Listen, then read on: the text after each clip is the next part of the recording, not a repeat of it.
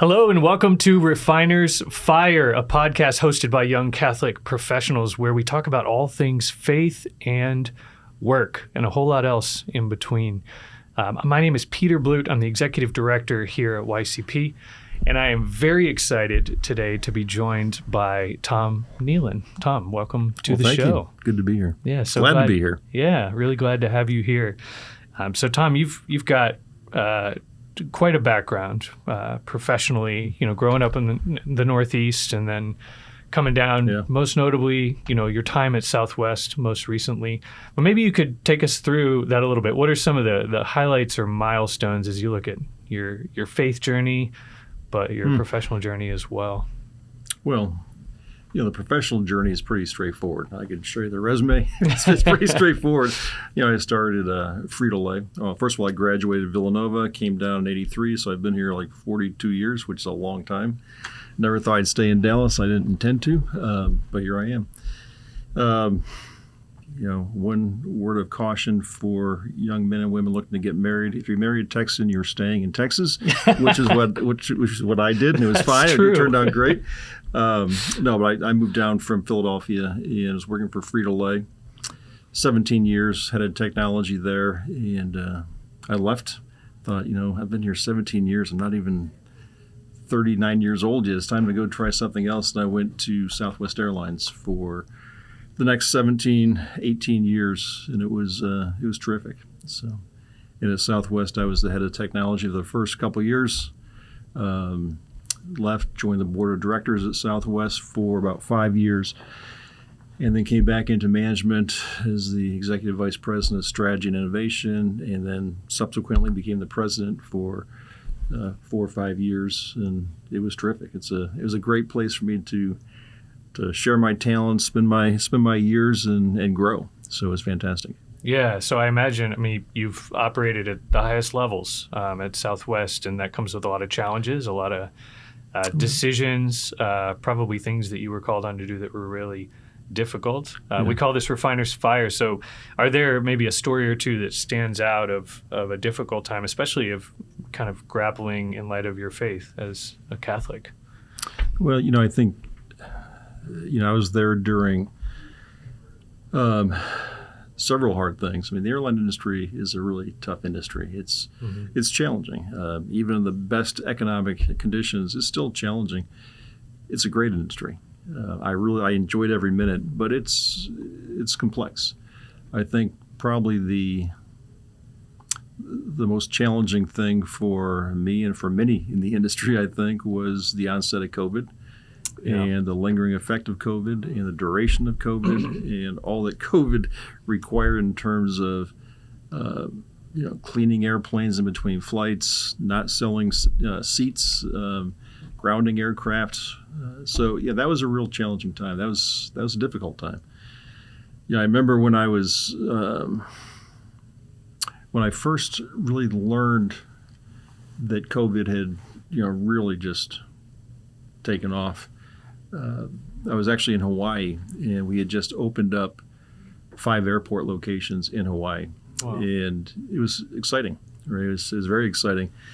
And I was over there, and I got a phone call pretty much in the middle of the night because of the time difference. And there was just such a dramatic drop in the bookings, such a dramatic increase in cancellations, Because this hadn't hit Hawaii yet, probably. Well, no, it had. Okay. It had, but it all just kind of came, it hit with a force. I mean, it was kind of out there bubbling along, then all of a sudden it just blew up. It just blew up. And, so I needed to get back to Dallas. And as I was flying back, I remember thinking, what do we do? As simply as that, what do we do? We've got 800 airplanes. We have 60,000 plus employees. We have, pretty high cash burn rates, right? Which is okay because we had a lot of cash coming in, but all of a sudden, the cash was not coming in, and a lot of money was going out the door. Yeah, we had to figure out lots of things like, what do you do with the aircraft? Do you park them? Do you cancel flights? Do you lay off employees? And I remember flying back, and I was sitting in the in the plane, I had my yellow pad out just saying, here are the questions, here are the things to focus on. And I think I wrote most of them down properly. But then I sat back and thought, what do I do? What do we do? And fortunately, we had a really great executive team, so I wasn't the only one in the fray by any stretch. But that was a moment of real prayer. That was a real moment of prayer. And I think when I was put in the role of president, there's a lot that comes with that. So, as one of my former CEOs and mentors said, after he promoted me as well, I said, thank you, that's quite an honor. And he said, well, it's an honor for the next 2.5 minutes. When you walk out the door, it's a responsibility. And that's really true. And when I became the president of Southwest, I felt a lot of responsibility, not just towards, driving revenues and reducing costs and opening new markets, that kind of thing. But I felt a lot of very personal responsibility to our employees. Full employment had always been a hallmark of Southwest. It was a commitment. We had a contract, if you will, with our employees. Not a legal contract. It was more of a covenant, I felt. And so as COVID was raging, the question was, how do we honor that covenant? And that was a real moment of prayer. And I'll tell you, I think I can tell you what I prayed. I love praying the rosary. I've always prayed the rosary. Not always, but as I kind of matured in my faith, I really began to really just love the rosary. I still pray it every day. It's just habit. It's routine. There's depth to it. But I remember in the context of this conversation with COVID, I remember praying several things. One was the first joyful mystery, which is the Annunciation. Well, the fruit of that mystery is humility. Boy, did I need humility. Right? I needed to be able to really listen and understand what's going on. And any semblance of quick decision making or an arrogance of I understand all this would have been a terrible mistake. So I really needed to be humble and listen and piece things together and talk with my chairman, my boss, about here's what we think, here's what I think. So humility was a big thing that I really prayed for. Another thing that I was praying for was the third sorrowful mystery, which is the crowning with thorns. Right. And the fruit of that mystery is courage. And, I think we all needed a lot of courage. I think every one of us, whether we were Catholic, not Catholic, I think we all needed courage just to keep going into this empty headquarters building with 5 or 6 of us in this complex and trying to sort through all these issues. So courage just to show up every day, be able to work through the hard decisions was a big deal. I also prayed for perseverance because we had no idea whatsoever how long this is going to go on for. The vaccine development was very early days. We didn't know if we were going to be getting any kind of federal support for the industry as a whole, not just Southwest, but the industry as a whole. And the cash burn rate is really significant. And the question is, how long can you hold out, right? Survive. So we were certainly going to Wall Street and raising funds. We had a great balance sheet so we could raise funds, but it was a tenuous time. It was challenging. So also praying the fourth sorrowful mystery, which is the carrying of the cross, and the fruit of that is perseverance. That may be the fifth, actually. But I was praying for perseverance because you didn't know how long it's going to go on for. So, you talk about the refiner's fire. Yeah, I was going through the refiner's fire. That was hard. That was the hardest 2-3 years of my career. But you grow through it. There were many days I wish I wasn't growing like I was growing. I like really growth, compressed that learning. But I wish there was a little easier way to go through that growth. But it's just the reality of that's where we were as a company. That's where we were as a society with this pandemic going on. And that really, there was a lot of growth in there for me. Yeah, I love that. Humility, courage, perseverance, right? when I was hearing your story and just thinking about you on the plane, and you were writing out what you needed to figure out. Right? Feverishly. Right.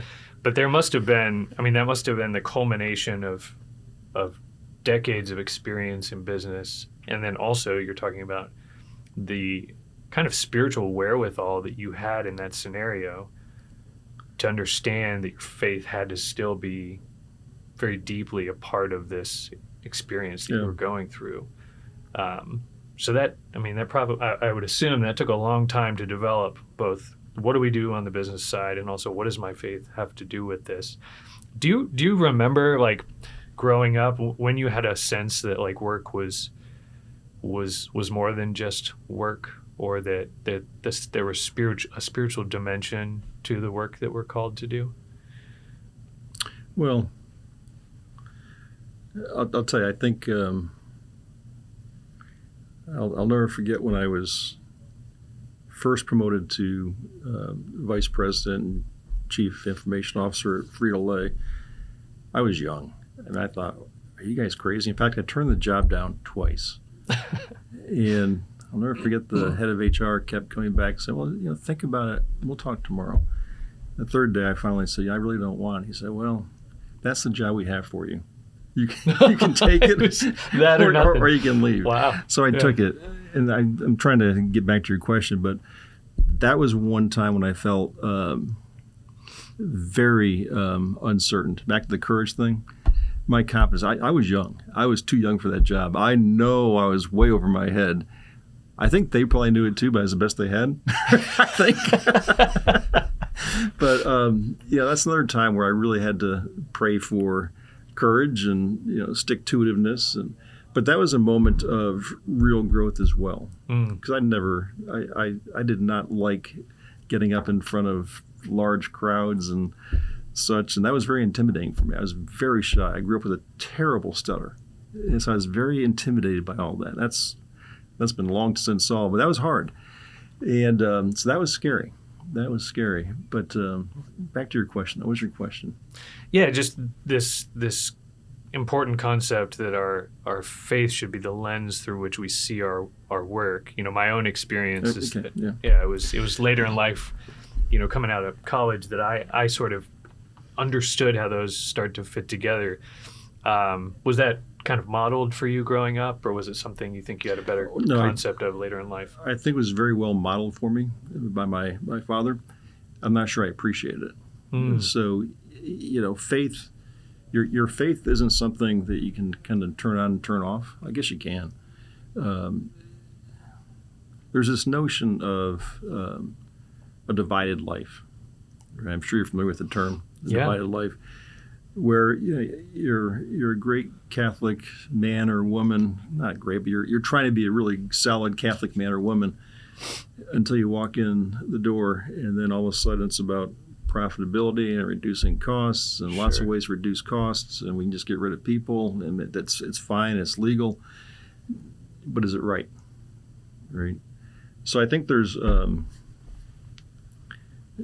think the tension is you can't separate your faith life from your personal life and your work life. The two have got to be together. At least I think that's really important. And how that shows up, I'm not suggesting that your faith life at work, that you are proselytizing and quoting scripture and that kind of thing, but the virtues of your life that you are leading, your Catholic life, should be present. You don't need to say anything to express that. It should be present.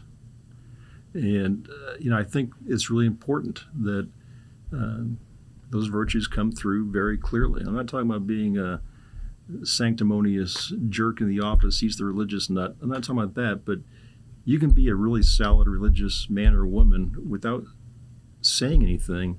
People see it by your actions, by how you treat people, by kindness, by humility, by not just doing something because it's legal and it's more expedient. Is it the right thing? Right? I think that's important. So faith does come into your work life in a pretty pronounced way without having to pronounce it. Yeah, and this fits in. I think we can kind of fit these together because Southwest is obviously known for a very strong company culture. and you're talking about these virtues that you were harnessing. How do you think that kind of fit together for you? You were working to build Southwest. You were probably one of the ultimate owner of the culture, right? Of the team. How do those fit together for you? The culture that was being built at Southwest, and the virtues that you were trying to develop, helping people feel seen, valued. I think by the time I got to Southwest in 2002, the culture was built. Yeah. So I'm not one of the founders of the culture. Right. I hope I'm one of the perpetuators of the culture. I think Right. I carried it forward. I hope I did in as strong a way as I could. But the culture at Southwest, it is interesting. Herb Kelleher was the one of the key founders. There was a couple others, but he was kind of the guy that's known. And he has this very interesting reputation of being, hard charging, hard drinking, a lot of smoking, very vivacious, very, all of which, by the way, is true. But he was also someone who really cared about people and was a very, very smart business person. And culture was everything. And he based the company on the golden rule. I've seen many companies that say we are based on the golden rule. Well, by golly, Herb was serious. Yeah. Right? I mean, he was really serious. And, in business school, you learn that, the shareholder return is the key thing. And then you get that by taking care of the customer. And then you have the employee. Well, Herb said that is absolutely wrong. It's you take care of the employee, the customer is going to be happy. You take care of if the customer is happy, the shareholder is going to be happy. So it starts with the employee. And that's about respect. It's about the golden rule. It's about not treating them as a widget, giving them the ability to make decisions and choices that are the right thing to do. And, the Southwest culture is unusual. And I've been in several companies. It's the reason I liked it is I could express myself as the true self. Right. And it was liberating. So it was real. It was a real culture. Yeah. Were there certain maybe daily habits or things that you built in when you were interacting with your employees? Maybe for the culture as a whole, but I'm thinking specifically about your role there. Like, how did you promote that? Because it wasn't, or promulgate it, you use perpetuate, right? Because it's not always in grand ways, right? It's probably in the daily habits, I would imagine, the little things that you're doing. What were some of those practical things that you think led to perpetuating that culture? I'm going to get a little preachy again here. Back to the rosary. Back to that rosary thing. I think humility is a big deal, where people don't look at you as Mr. Nealon, who's you can't really, have a conversation with. I think humility is a big thing. I think that people felt like I was approachable. I think the second joyful is the visitation. The fruit of that is love of people, love of neighbor. And I think people need to know that you're interested and that you care about them. And I think that's a way to perpetuate the culture. I think just having a smile on your face once in a while, right? Yeah. In spite of the fact that, man, this week's numbers are really not good. Really hard. You can't walk around with your head down. That's just not how you lead an organization, right? People look at every nuance, every inflection. So I think just trying to be optimistic, trying to be positive, and I think a lot of that. But I'll tell you, there were many days. In fact, I'll tell you how I started every single day. First thing I do actually get my coffee. Number one. To be honest, that was number one. Get my coffee, go close my door in my office, and the first 15 or 20 minutes was praying. And I look at the schedule. I know it was on the schedule. I know what the contentious things were going to be. I know what the hard choices were going to be. This one's going to be pretty easy. That's okay. But I'd pray about these things. Yeah. And I wouldn't pray for the answer. I just pray for let me understand, and let me be open, and let me not be arrogant and quick on the draw. Just listen, and then decide how you want to go forward. But I'd always start with prayer, and hopefully that gave me a confidence or a settledness, if you will. A peace, right? Yeah, exactly. Yeah. Yeah, I think that, I've come to appreciate that as well. I actually learned that at YCP over the years, that idea of praying intentionally for each of the meetings that you're going to have in your day ahead, and just asking God, what is your will for me in this moment, right? Well, I'll tell you, there would be times when I just stop meetings and say, let's just take a quick 5-minute break. Everyone runs off to the restroom or coffee. I scoot right back to my office and close the door and say, okay, I'm not sure you heard me the first time. I really need a little more wisdom and a little more perspective on this. Yeah. But I go back and pray in the middle of the conversation. Wow. I know he heard me. He's making me fight through it, I think. Refining you, right? Iron sharpens exactly. iron. What role? I mean, I'm going to assume that you had mentors in your life. People who helped bring you up. What role did they play for you? How important were they, you think, on your life journey as a whole, spiritual, professional, personal? Well, boy, I'll be really succinct on this one because I could go back. Yeah. I mean, obviously the biggest impact were my mom and dad. So my parents had 9 kids, and I saw the steadiness. I saw, there wasn't always a lot of money. We weren't poor. We were fine, but things were tight, right? And I just saw the steadfastness, and I saw the not taking bigger jobs because it wasn't right for the family, it wasn't right for the kids. I saw that example. Yeah. And I really, I didn't respect it then. I didn't understand. And I thought, Dad, it's a bigger job, right? Come on. And he said, no, it's not right for the kids. Wow. It's just not right for the kids, so we're fine. So I saw that modeled in him.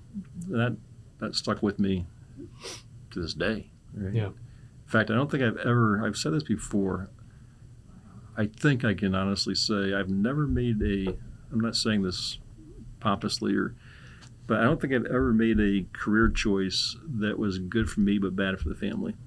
And I'm glad about that. Here I am, kind of pretty much semi-retired, trying to get to retired. And I'm glad that it wouldn't have made a big difference at the end anyway. And I don't think I ever had to compromise or make a career choice that was good for me but bad for the kids and bad for my wife, which I'm thankful for. I did have some great mentors. I'll throw a few in. Herb Kelleher, Southwest. Colleen Barrett, who was Herb Kelleher's secretary, not an EA. They were secretaries back then, and she became the president of Southwest. Mm-hmm. I mean, a real fireball. Tough as nails, but as sweet as could be. Gary Kelly, chairman of Southwest. Mike Ullman, who's a retail icon, and not Catholic, but one of the finest Christian men I've ever known. And he and I used to have some great conversations that were really meaningful and profound. And Charlie Feld, who's still a good friend. He's older, fantastic guy. And the thing I don't think any of these guys mentored me spiritually per se, but I saw how each one of them treated people, and they love people. And they always took care of, they always respected people. They all had humility, sometimes to lesser degrees than others. We kind of go back and forth, but I know in their heart they had humility, and they were trying to do the right thing. And I learned a lot from them. I learned an awful lot from them, how to think through big decisions without being impetuous, how to treat people, how to have fun, right? So I've had a lot of great mentors in my career. And I hope I can be mentor, or I hope I have been a mentor to some folks along my career path. Yeah, so let's talk about that a little bit. I mean, you're on the board. You're the chair of the board at the University of Dallas. You've mentored many young people over the years. What do you think young people are experiencing today, yearning for? Do you think it's different than your experience growing up in your 20s and 30s? What do you think it's like for young people from your vantage point today? Boy, I'll tell you, it's so different. things seemed to be moving pretty fast when I was graduating college and starting my career. And the first 2 years, first 5 years, compared to today, the culture was not shifting anywhere near as quickly. There's no notion of social media. There's no notion of the internet, really. Yeah. So I'm sounding like a dinosaur, but it's just amazing the rate of change and the acceleration of change has just been so overwhelming. And I'm not sure what it would feel like to be a 23 to 25-year-old now with things changing so radically and so quickly on such fundamental things. The things that are being challenged and redefined, it's like, wow, I can't get my mind around that, right? So I think it probably puts a lot of tension on a younger person's faith. I think it can also cast a spotlight on that faith and saying, I'm not sure about everything else going on, but I know this is true. And maybe the only thing that I really understand is true, right? And maybe I need to get closer to it. So I think that's interesting. I think that one of the things that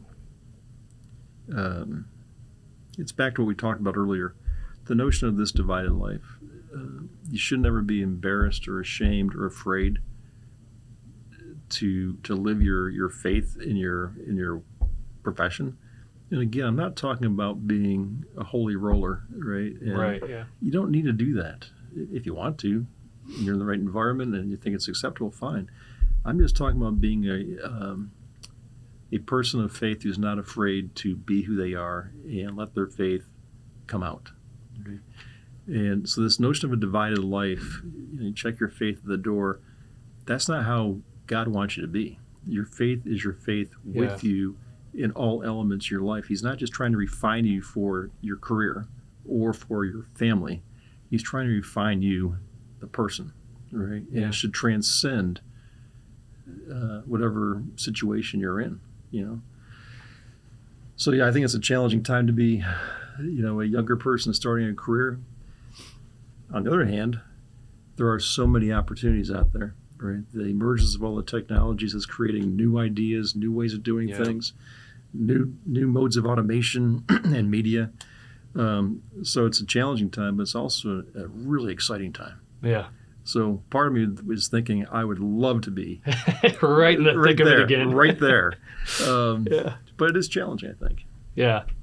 I imagine in your conversations with young people, you're sharing certain bits of wisdom that are probably timeless, things that you encourage You give me them. too much credit, I think. I'm not sure I have timeless wisdom, but... Well, people keep seeking you out, at least. So, But are there, what are maybe a handful of things that you'd share with young people today? They're coming out of college, they're starting their careers, they're in their first decade or so.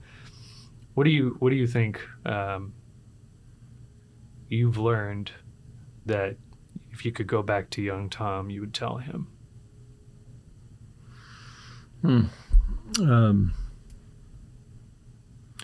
That's kind of a stumper of a question. What would I tell myself? Well, I don't think in some respects, I'd say, you did a pretty good job. One thing I'd tell people is there's nothing wrong with being ambitious. All right? Nothing wrong with being ambitious at all. But think about your motivation for being ambitious. What is your ambition? So my piece of advice, my piece of counsel, my sage wisdom might be something along the lines of, again, nothing wrong with having ambition to succeed. But if it's just about your success and your progression and your next job and your paycheck and you, that'll last for a promotion or two. And then your peers, your colleagues, the people you work with are going to really understand that you are in this for you. Right. You're not in this for us. You're not in this for the organization, for the team. You're in this for you. And I think that's a really short-sighted way to attack your career. I think if your ambition is focused on something greater than you, then I think that will lend itself to people being pleased and happy for you when you are promoted. Yeah. And I think that ultimately one of the things that I've learned is as I advanced through my career, my ambition has changed dramatically. And I really wasn't. In fact, my objective was to be a director of systems engineering at Frito-Lay. That's all I wanted to do. I thought that would be an awesome career, and it would have been a good career. But it went, it took a very different trajectory. But I think, where was I going with that? I think as I progressed in my career, my ambition even changed more. The last role I was in, my ambition was not about, it had nothing to do with me or my desires or making more money or doing this. It had to do with, my ambition was really to make sure that whatever we did, the organization was protected, the jobs were protected, the employees and their families. So Southwest, it has 60,000, just kind of rough order of magnitude, saying it's more than that actually. Say there's 3.5 to 4 people in a family, that's 250,000 people that are counting on you. Wow. So that was the ambition, was to make sure that whatever we were doing, whatever I was doing, was in service of the organization and the families that were the organization. Sure. And that was kind of not a burden, but that was always what was going through my head with every big decision of consequence. Yeah. That's amazing, because if you come back to the kind of simplest of things, people, right? The person who's in front of you, right? I think that's really profound, because you can build on that, right? Regardless of what you're doing or what levels of business you've achieved, it can still come down to the person that's in front of you right now. Thank you for that advice, that wisdom. I think as we round out our time here, I'm just thinking about the rosary, right? You've talked a lot about the rosary. What would you share with a young person if they didn't yet have a devotion to the rosary? Well, the rosary is just one means of praying. Yeah. There are a lot of ways of praying. And the rosary, by the way, is not the only way I pray. Sure. But I like the 20 mysteries. There's something to learn in each one of them. It can come across as very repetitive unless you can kind of get in a groove, right, and kind of get into a rhythm. But I think the biggest thing is, whether it's the rosary, the Chaplet of Divine Mercy, just from the heart prayer. They're all good. God doesn't discriminate against prayer types, right? He just wants you to have a relationship with him. Sure. However that shows up. I think the bigger thing is to have that relationship and to have a routine. And I think that habits are important. And I think that one day, I kind of feel like saying a little prayer. It's a really crummy day. I'm going to have to say a prayer today. You'll take it. You'll work with it.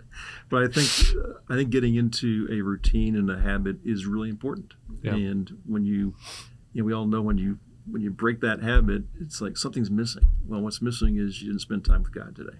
Yeah. And so my habit is around, I'm a very early riser, probably 5:30, maybe 6 at the outside. I want to have that rosary done. And it doesn't begin and end and culminate my prayer day just to have a rosary at 6 a.m. I've got lots of opportunities throughout the day where I really mess something up. I probably need to go back and do it, not the rosary, but pray again. But I think habit is a big deal. I think having a relationship with Christ is a really big deal. And I've come to appreciate that more and more and more as I've matured in my faith, matured chronologically, I guess. But, it's become much more important over the past 25 years. I've had some things in my life that really forced me to decide. Do you believe what you believe? Do you believe what you espouse yourself to believe? Life and death kind of things. And the answer is, I don't know how I would have gotten through it without my faith. And, I'm thankful for that. I wish I didn't have to go through that set of challenges, but, back to the refiner's fire, that's going through the refiner's fire. And that's when, faith is developed. That's when faith grows, and that's when relationship with God and Christ grows. So, yeah. It's when you have a chance to come out stronger on the other side. Yeah, absolutely. More deeply connected to the body of Christ. Yeah. Yeah. Well, thank you so much, Tom. It's been great great conversation. Really appreciate you Enjoyed it. joining Thank us you. here. All right. In the Beatitudes, we're here in the Beatitudes studio. Yeah, We'll try and get This is you. a pretty cool studio. This is a cool studio. Yeah. have to get one of we're these. lucky to be able to host our Refiner's Fire here, and we're grateful for all of you joining us. We'll be back with more episodes soon. Hope you find a YCP event in a city near you. We have more than 500 of them every year that you can come jump in and have more conversations like this one, talking about the importance of our Catholic faith, all that our faith gives us, and why at the end of the day we are co-creators in the vineyard, as we're called to by Christ. So thank you guys. We'll see you again soon.